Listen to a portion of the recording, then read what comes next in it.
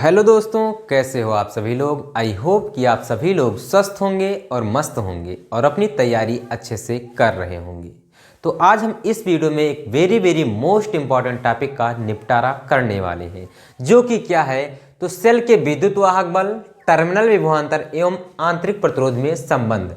ये आपसे 3 नंबर में पूछा जाता है, लेकिन इस पर आधारित सवाल भी आपसे पूछा जाता है।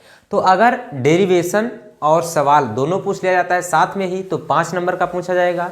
अगर या तो न्यूमेरिकल या फिर इसका संबंध जो पूछा जाएगा तो 3 नंबर में पूछा जाएगा। देखिए, एक परिपथ मैंने बना दिया है। क्या है ये सेल है। इसका जो विद्युत वाहक बल वो ई है, आंतरिक प्रतिरोध आर है। इसे किससे जोड़ दिया गया है? कुंजी K1 से जोड़ दिया गया है बाह्य प्रतिरोध के साथ। ठीक बेटा, तो यही चीज को मैंने यहाँ पर लिख दिया है। इसमें धारा कौन सी प्रवाहित हो रही है? तो आई प्रवाहित हो रही है। तो मैंने वही चीज को यहाँ पर लिख दिया है कि माना ई विद्युत वाहक बल तथा आर आंतरिक प्रतिरोध का एक सेल है, जिसे हम किसके कुंजी K के द्वारा बाह्य परिपथ में जोड़ दिया गया है। ठीक बेटा, अब यहाँ पर देखिए, कुंजी को बंद करने पर, यानी इस कुंजी को जब हम बंद कर देते हैं, कुंजी को लगा देते हैं यहाँ पर, तो क्या हो जाता है? परिपथ में धारा आई प्रवाहित होने लगती है। ठीक बेटा, ये हो गया। अब अगर हम बात करें कि इस परिपथ का जो कुल प्रतिरोध है वो क्या हो जाएगा, तो ये बाह्य प्रतिरोध और ये आंतरिक प्रतिरोध दोनों श्रेणी क्रम में जुड़े हुए हैं। किसमें जुड़े हुए हैं? श्रेणी क्रम में। तो यहाँ पर क्या हो जाएगा, मैं यहाँ पर लिख दे रहा हूं, परिपथ का कुल प्रतिरोध, परिपथ का कुल प्रतिरोध क्या हो जाएगा? तो स्मॉल आर और प्लस कैपिटल आर हो जाएगा। क्यों हो जाएगा? क्योंकि ये और ये श्रेणी क्रम में जुड़ा हुआ है, इसलिए ये दोनों श्रेणी क्रम में जुड़ जाएगा। अब इसके बाद हम बात करते हैं परिपथ में बहने वाली धारा। क्या कहते हैं बात? परिपथ में, यहां से लिख देते हैं, परिपथ में बहने वाली धारा,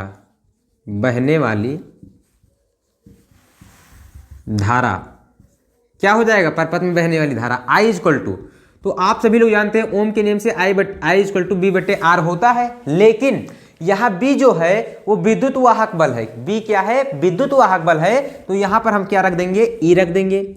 और जो R है वो कुल प्रतिरोध, परिपथ का कुल प्रतिरोध कितना है? तो कुल प्रतिरोध है आपका R plus capital small r। ठीक बेटा, ये हो जाएगा। यहां से देखिए, इसको हम यहां तिरछा गुणा करेंगे तो क्या हो जाएगा? I into E plus I into क्या हो जाएगा?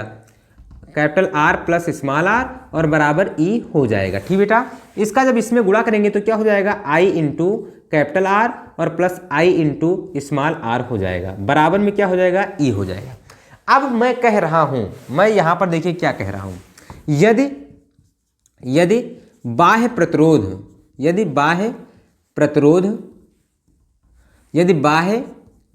प्रतिरोध कैपिटल R के सिरों के बीच विभवांतर B हो, तो क्या हो जाएगा? ओम के नियम से, तो ओम के नियम से क्या हो जाएगा? B equal to I into R हो जाएगा। क्या हो जाएगा? B equal to I into R, ये हो जाएगा। तो इस आई आर का मान हम समीकरण, इसे मान लीजिए समीकरण 1, तो मैं लिख देता हूं आई आर का मान समीकरण 1 में रखने पर, यहां पर मैं लिख देता हूं आई इंटू आर का मान समीकरण 1 में रखने पर क्या हो जाएगा? देखिए, आई आर के स्थान पर हम क्या रख देंगे? B रख देंगे। तो यहां पर क्या हो जाएगा? B और प्लस में I इंटू स्मॉल r और बराबर में क्या हो जाएगा? तो E हो जाएगा। ठीक बेटा, ये आप फार्मूला आप इसे ज्ञात कर सकते हैं। या आप क्या करें, अगर आपको क्या करना है, V का मान निकालना है, तो B इक्वल टू क्या हो जाएगा? E minus I into R हो जाएगा। ये हो जाएगा फार्मूला।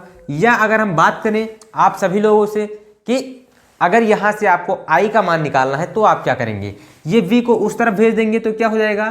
तो यहां पर देख लीजिए, I into R equal to क्या हो जाएगा? I into small r equal to क्या हो जाएगा?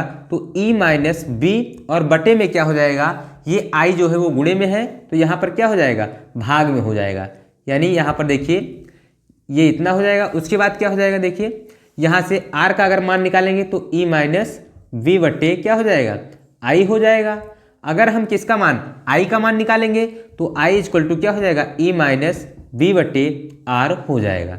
इस प्रकार से ये जो आपका फार्मूला यानी संबंध था वो आपका प्राप्त हो गया। यानी अगर आपसे पूछे कि सेल के विद्युत वाहक बल, टर्मिनल विभवांतर एवं आंतरिक प्रतिरोध में क्या संबंध है, तो देखिए संबंध आपका आ गया B equal to E minus I R, या आप कह सकते हैं E equal to B plus I R होता है। ठीक बेटा, ये हो गया। अगर यहाँ से आपका आंतरिक प्रतिरोध ज्ञात, जैसे आपको दिया गया है सेल का विद्युत वाहक बल और विभवांतर दिया गया है, धारा दिया गया है पर्वत में, आंतरिक प्रतिरोध ज्ञात करने को कह रहा है तो ये फार्मूला आप लगा दीजिएगा। अगर धारा ज्ञात करने का कह रहा है तो ये फार्मूला, यानी कुल मिलाकर फार्मूला एक ही है, बस पक्षांतर कर दिया गया है। ठीक बेटा, तो इस प्रकार से ये जो टॉपिक था आपका कंप्लीट होता है। सेल के विद्युत वाहक बल, यहाँ पर देखिए ये E क्या है, सेल का विद्युत वाहक बल, B क्या है तो टर्मिनल विभवांतर, R क्या है तो R आपका जो है आंतरिक प्रतिरोध है। तो इस प्रकार से तीनों के बीच संबंध जो था वो आ गया है। अब हम मिलते हैं नेक्स्ट वीडियो में मजेदार टॉपिक के साथ। तब तक के लिए Jai Hind, love you, bye bye, take care.